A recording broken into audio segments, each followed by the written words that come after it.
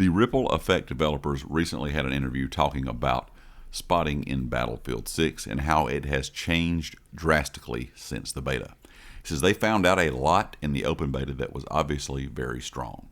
Just like players said, players ended up pretty much just shooting at the Doritos. And that is how it was in Battlefield 3 and 4 as well. I know over the years they said that's something they wanted to get away from. It says whether it was a light environment or a dark environment, people were pretty much just like, hey, aim at the Dorito, you're going to hit something at the end of the day.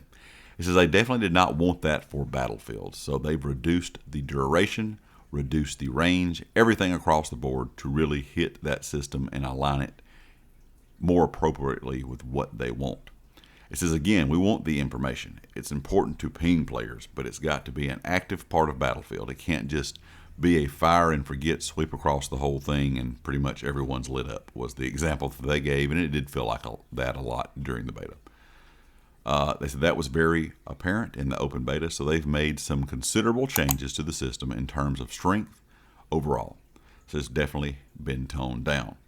And this was one of my biggest issues with the beta. I didn't really have a whole lot of issues. The game was very enjoyable, but I did feel like the spotting was a bit too strong. Now, it's kind of a double-edged sword with Battlefield. This was an issue as well in Battlefield 3 and 4. The spotting was very, very strong with the kind of 3D Dorito over enemies' heads.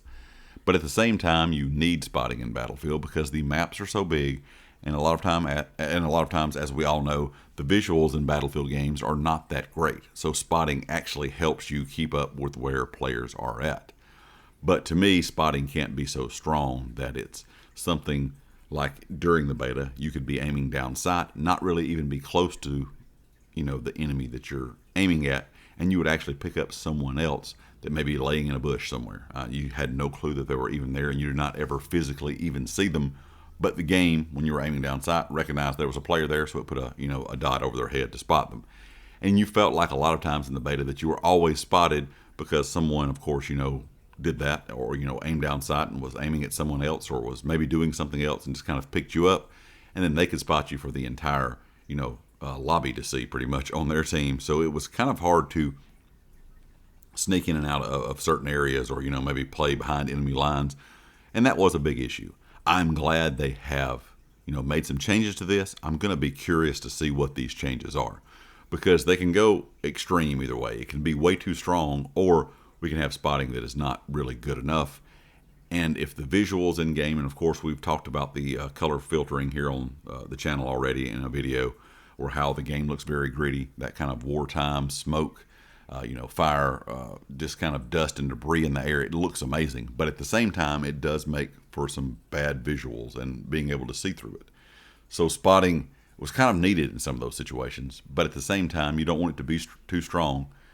But now if they've nerfed it back too much, you may start missing players that you would normally see, or you might not see, just kind of depending on the situation. It's going to be kind of hard to figure out the perfect sweet spot for this. I'm sure it's something they may have to adjust even after the game releases.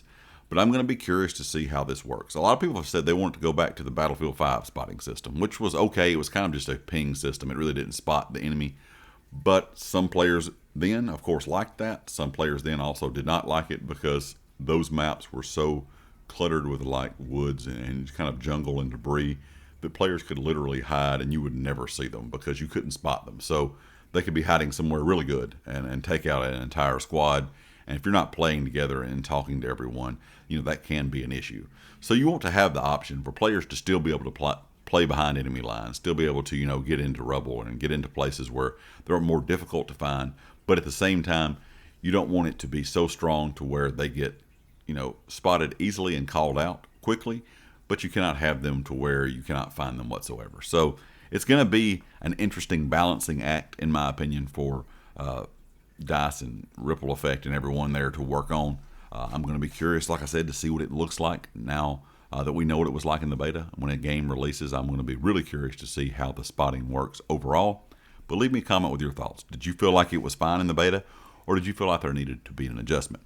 Leave me a comment with your thoughts, and of course, if you like the video, hit the like. If you have not subscribed yet, please do so, and I'll catch you next time. Peace.